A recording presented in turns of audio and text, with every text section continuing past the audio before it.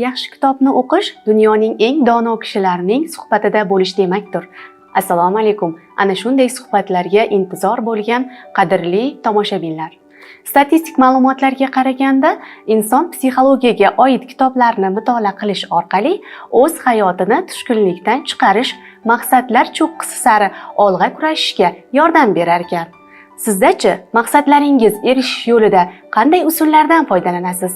Navbatni ijtimoiy sahifamizga beramiz.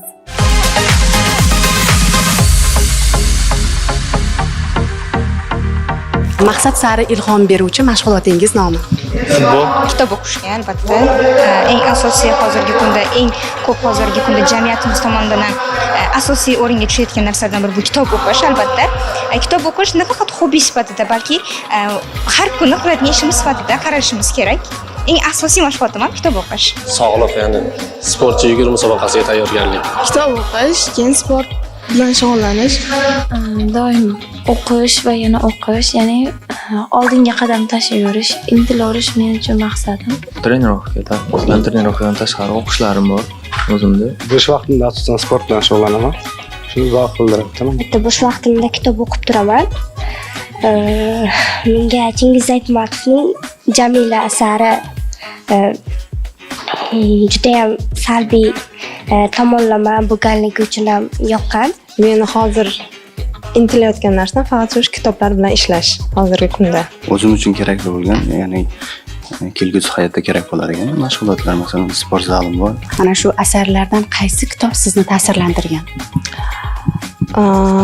Asarlardan har bitta asar o'z ma'nosiga ega.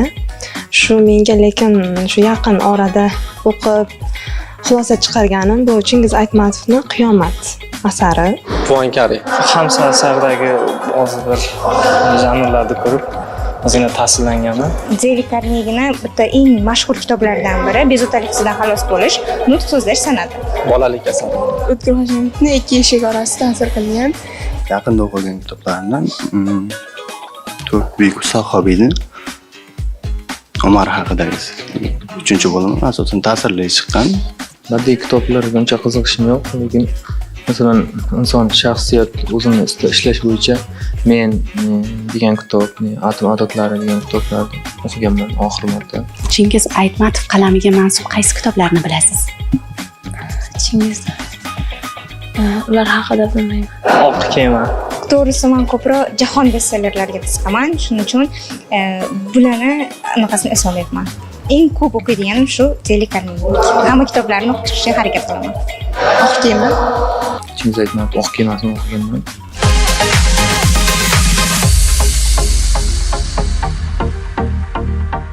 Odam hayoti ham kemaga o'xshaydi. Qayiqni qaysi tarafga bursangiz, sizni o'sha yo'nalishga boshlaydi. Lekin kema ham, odam ham oq yo'lda adashmasligi kerak. Navbatdagi ko'rsatuvimizda qirg'iz xalqi yozuvchisi Chingiz Aytmatov qalamiga mansub bo'lgan Oq kema qissasiga murojaat qilamiz. Keling, yaxshisi bu haqida kitobxonlarimiz fikrini tinglasak. Assalomu alaykum, hurmatli teletomoshabinlar. Sizlar bilan OKMK TVda bir asar mutolaasida ko'rib turganimizdan benihoya xursandmiz. Hurmatli teletomoshabinlar, bugun sizlar bilan Shirin bilan birgalikda buyuk qirg'iz yozuvchisi Chingiz Aytmatovning Ertakdan so'ng deb nomlangan Oq kema asarini birgalikda mana shu asar xususida gaplashamiz desak, ayni haqiqatni aytgan bo'lamiz. Marhamat Shirin. Albatta, assalomu alaykum hurmatli kitobxonlar. Bugun har bir insonni o'qiganda bolalikka qaytaruvchi, o'sha bolalikning eng beg'ubor va samimiy paytlarini yodga soluvchi Chingiz Aytmatovning Oq kema asarini tahlil qilamiz. Demak, birinchi asar xususida gaplashishdan oldin yozuvchisiga to'xtalsak, ya'ni Chingiz Aytmatov, ya'ni qirg'iz yozuvchisi Chingiz Aytmatov 1928-yil 10-dekabrida Qirg'izistonda tavallud topadi va 2008-yil vafot etadi. Bevosita ko'plab asarlar qoldirgan, ya'ni aytishimiz mumkinki, asrni qaritgan kun, Jamila, Sarviqomat, Dilbarim, Bo'tako'z va shu kabi ko'plab asarlar qatori mana bu Oq kema asarini ham yozib qoldirgan. Albatta, Oq kema asari ilk marotaba 1970-yilda Новый мир jurnalida chop etilgan va ushbu asar bir qator tillarga tarjima qilingan. Jumladan, o'zbek tiliga ham shu asar tarjima qilingan va shu orqali o'zbek kitobxonlari orasida mashhurlikka erishgan. 1971-yil ushbu asar o'zbek tiliga ilk marotaba Asl Rashidov tomonidan tarjima qilinadi, ya'ni Toshkent shahrida G'ofurg'ulom nomidagi adabiyot va san'at nashriyotida chop etiladi. Bu asar, keling Shirin, bundan oldin sizga bir savol bilan yuzlanmoqchiman. Oxirgi marotaba o'qigan kitobingiz qaysi bo'ldi hozirgi kunda? Hozirgi kunda o'qiyotgan kitobim Shayx Muhammad Sodiq Muhammad Yusufning Baxtiyor oila asarini o'qiyapman. Juda yaxshi. Yangi oilaga va qolaversa turmush qurmoqchi bo'lgan qizlarga, uylanmoqchi bo'lgan yigitlarimiz o'qiydigan desak ham va yangi hayot ilk qadamini qo'ygan yoshlarimiz o'qiydigan asar desak ayni haqiqatni aytgan bo'lamiz. Bevosita men hozirgi kunda George Orwellni 1984 deb nomlangan jahon adabiyotida asarni o'qimoqdaman. Bu esa kitobxonlarimizga ham juda ham mashhur bo'ldi bu asar. Albatta kitob trendga chiqdi. Zamonaviy til bilan aytganda trendga chiqdi desak ham bo'ladi. Demak, asar xususida gaplashsak, asariga siz umumiy ma'noda qanday ta'rif bergan bo'lar edingiz? Oq kema asari 7-8 yoshlar orasidagi bolani hayotiy kechinmalari, otasiga bo'lgan sog'inchi va hayotga bo'lgan kurashini aks ettirgan asar deb tasvirlasak bo'ladi.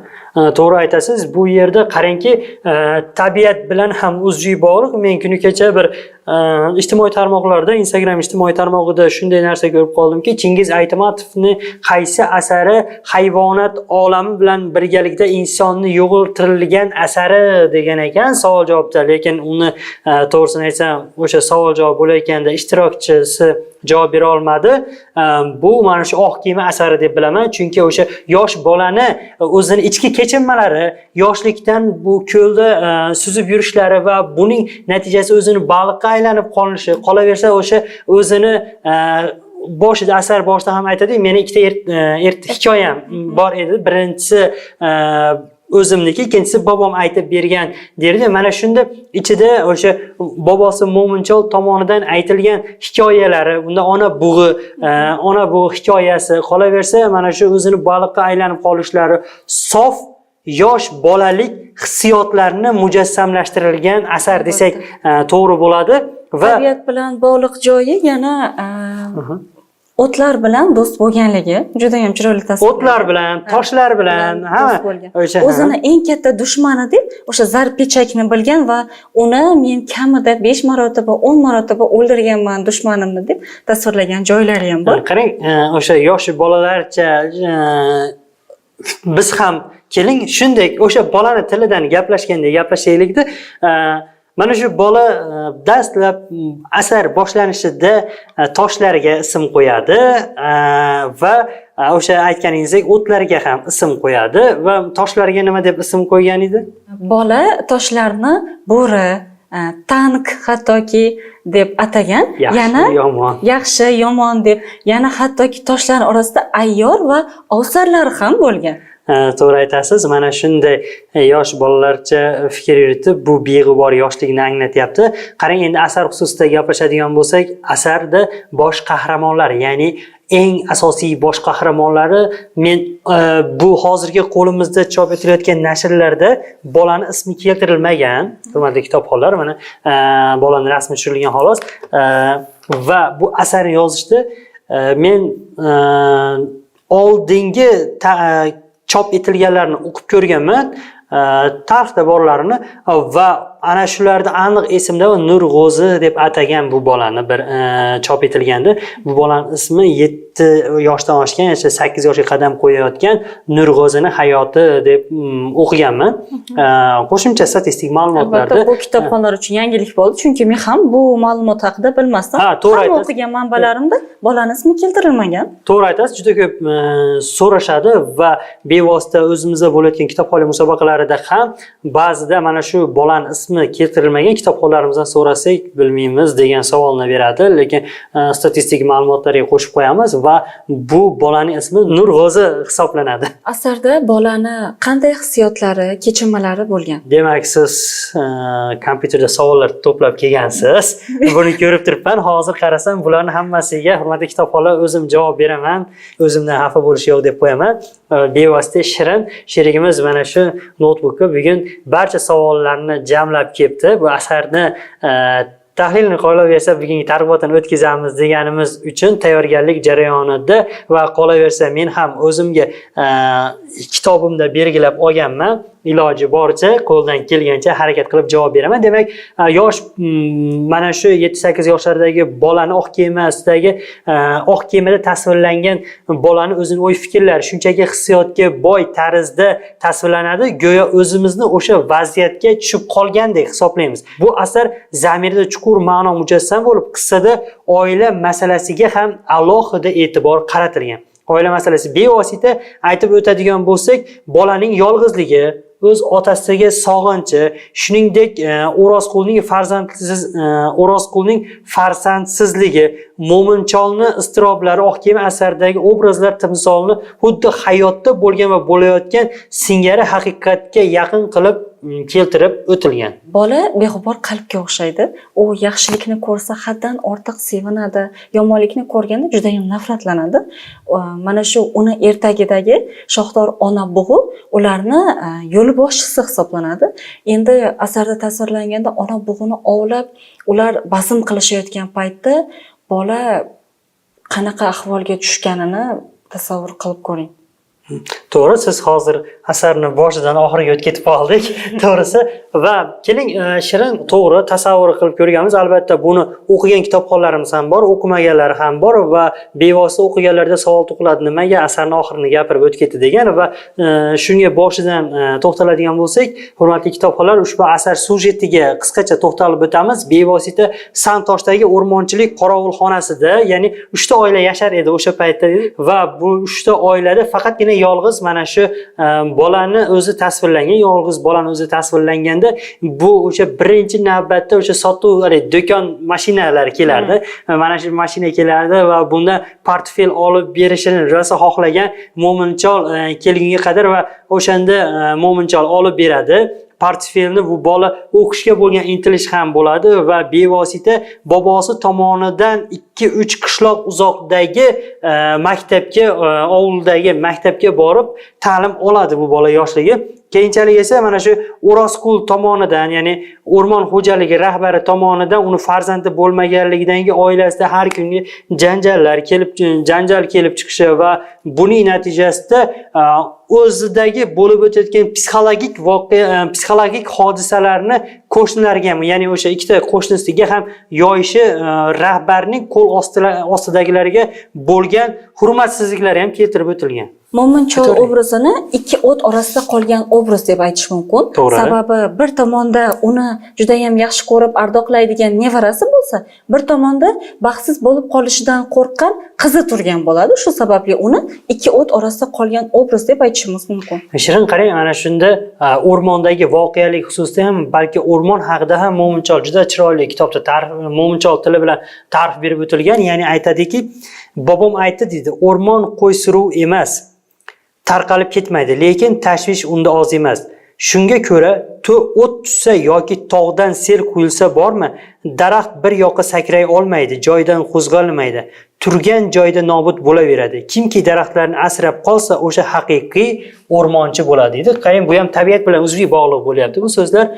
Demak, o'sha bolani balqqa aylanib qolish harakatlari, uzoqdan kelayotgan o'sha parovoz deymizmi, o'zimiz tilda kemalariga qo'l siltab u yerda otasini kutishlari, buning natijasida o'sha Mo'minchol ham aytib o'tganingiz ikki o't orasida qolgan dedingiz-ku boya. Nurg'ozini tashlab keta olmasligi va qolaversa uning onasi ham boshqa yerda baxtsiz bo'lib qolmasligi asarda o'z ifodasini topadi.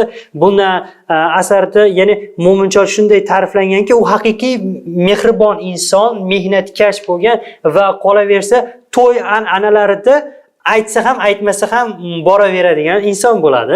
Agar e'tibor bergan bo'lsangiz, Chingiz Aytmatov o'zining har bir asarlarida asarni ichida hikoyalar keltirib o'tgan. Oq kema asarida qanday hikoyalarni keltirib o'tgan? Oq kemada asosan o'sha siz hozir savol berishdan oldin ushbu ko'rsatuvimiz boshida aytib o'tdingiz Shohdor ona bug'i deb.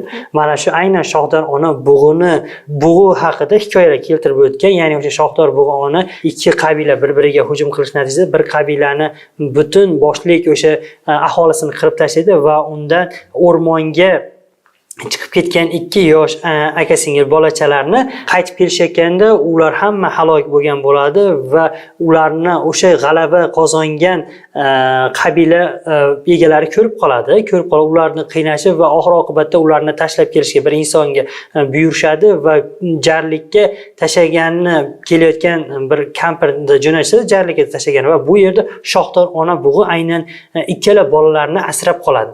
Va asrab qolish natijasida Mo'mincholda shunday fikr bo'lganki, bular bizning ajdodlarimiz, bular bizni boqqan degan ma'noda Shohdor ona bug'ini asarda asosiy obraz qilib, ya'ni hayvonot olamining eng yirik desa ham bo'ladi, namoyandasi qilib ko'rsatilgan va o'sha asarning yakunida aynan Mo'minchol tomonidan o'zi Mo'mincholni O'rozqul tomonidan majburlashi natijasida u Shohdor ona bug'ini o'ldiradi. Fojia bilan asar tugaydi va bola o'zi intilishlari natijasida o'sha iloji boricha buni ko'rgisi kelmaydi.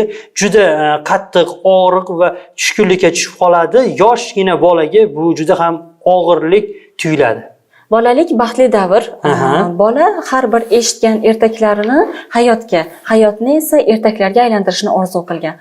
U hayotini mana shu o'gayligini bot-bot takrorlaydigan o'gay ona ya'ni o'gay buvi yoki O'rozqul yoki Bo'key xoladan ezgulik topmagan, u mana shu til zaboni bo'lmagan oq kemadan halovat topgan. Halovat topgan, to'g'ri aytasiz va keling hozir asar haqida qisqacha gaplashdik-da. Endi kitobxonlarimizga qiziq bo'lish uchun bir nechta savollar qoldirsak, ya'niki men o'tgangi sonlarida, ya'ni Mardona bilan Iqbol Mirzoning Bonu asarini olib chiqqanmiz, Bonu romanini olib chiqqanimizda kitobxonlar o'zlari o'qish kerak bo'lgan joylarni alohida qo'yib ketganmiz. 1 2 3 4 qilib qismlarga aytib o'tib ketganmiz va mana shu joyda hurmatli kitobxonlar, sizlar biz bu yerni aytmayapmiz va sizlar o'qishinglar kerak bo'lgan joylari deganmiz.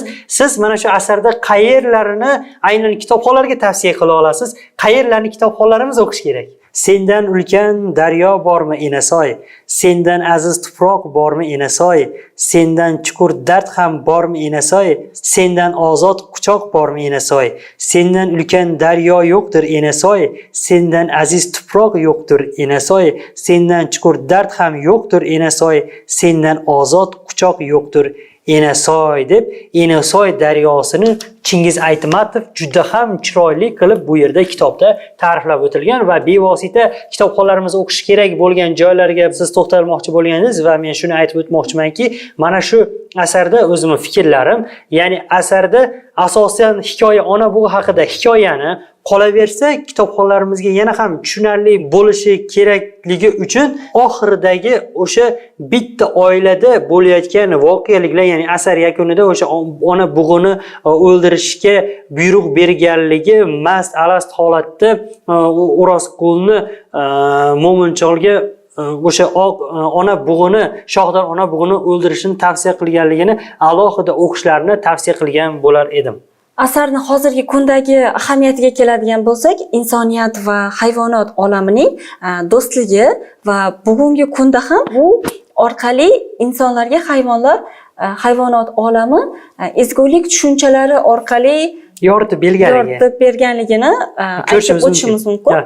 Keyin qarangda, menda savol tug'ilyapti. Mana shu Chingiz Aytmatov haqida ozgina gaplashsak, Chingiz Aytmatovning yana qaysi asarlarini kitobxonlarimizga tavsiya qilgan bo'lardingiz?